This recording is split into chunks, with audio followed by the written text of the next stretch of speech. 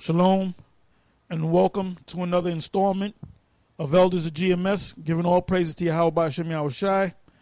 This is going to be a continuation of last week's show, but the title is going to be a little different. And the title is Dissecting a Demon, straight up. But anyway, if you saw last week's installment, you're going into that guy that we call Bubble-Eyed Blackfish.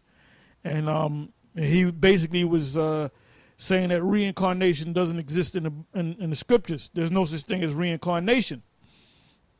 Well, we're going to go into the scriptures and show you that reincarnation does exist.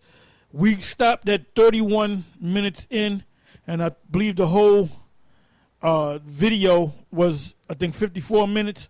But basically, I went through the rest of it, and basically, he didn't really say too much else. He was just sticking to that claim of there's no such thing as reincarnation. So we're going to show you that reincarnation does exist in the scriptures. And also, he had put up a video, what was it called? Something about Cornelius is not an Israelite.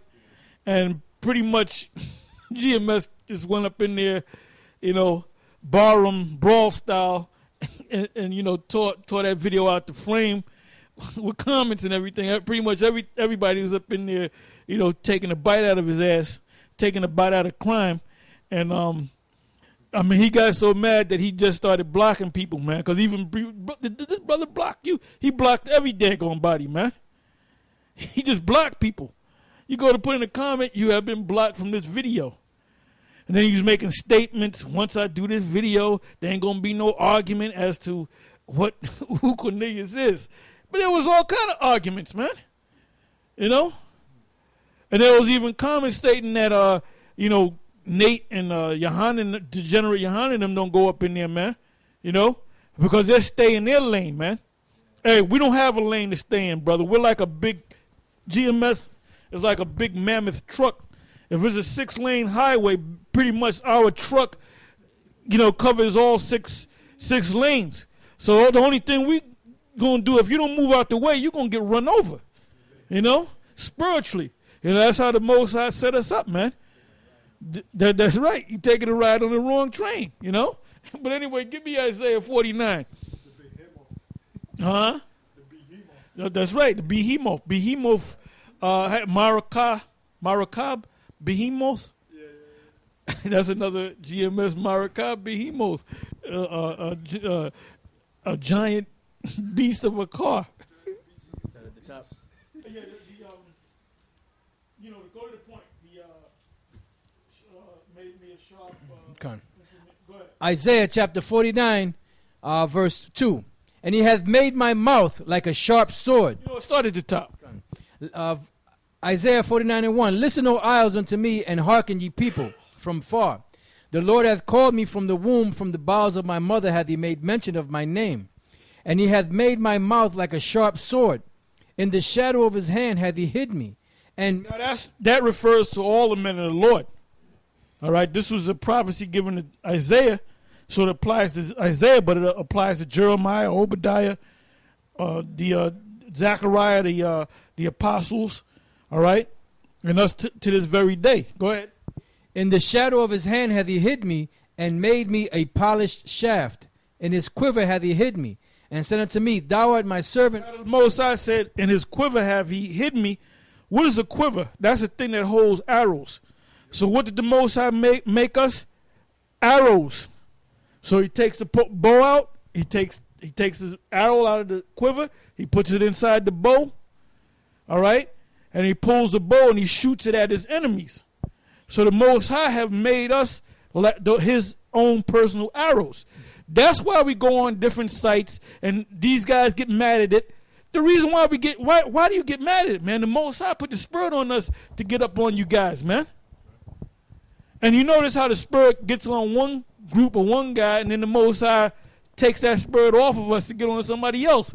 Because prior to that, we was all over this guy, the 14th Street Ferry Ice Queen. All right? So now we're on Bubble-Eyed Blackfish, All right, go ahead. It says, and said unto me, Thou art my servant, O Israel, in whom I will be glorified. Then I said, I have labored in vain, I have spent my strength for naught, and in vain. Yet surely my judgment is with the Lord, and my work with my power. And now saith the Lord that formed me from the womb to be his servant, to bring Jacob again to him. Though Israel be not gathered, yet shall I be glorious in the eyes of the Lord, and my power shall be my strength. And he said, it is. That's what the Lord even said to Ezekiel too. He said, whether they hear or forbear, the Most High going to, save us anyway. Go ahead. And he said, it is a light thing that thou shouldest be my servant to raise up the tribes of Jacob, and to restore. Now you notice that cuts into Bubble-Eyed Blackfish. He said it's a light thing to raise up the tribes of Jacob. Now, if the Most High intended to save Esau, wouldn't he say the tribes of Jacob and Esau? Read, and the other nations? Read up a couple of verses again. It says, verse 3, and said unto me, thou art my servant, O Israel, in whom I will be glorified.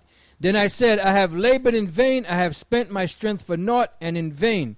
Yet surely my judgment is with the Lord, and my work with my power. And now saith the Lord that formed me from the womb to be his servant, to bring Jacob again to him. To bring Jacob again to him. Go ahead.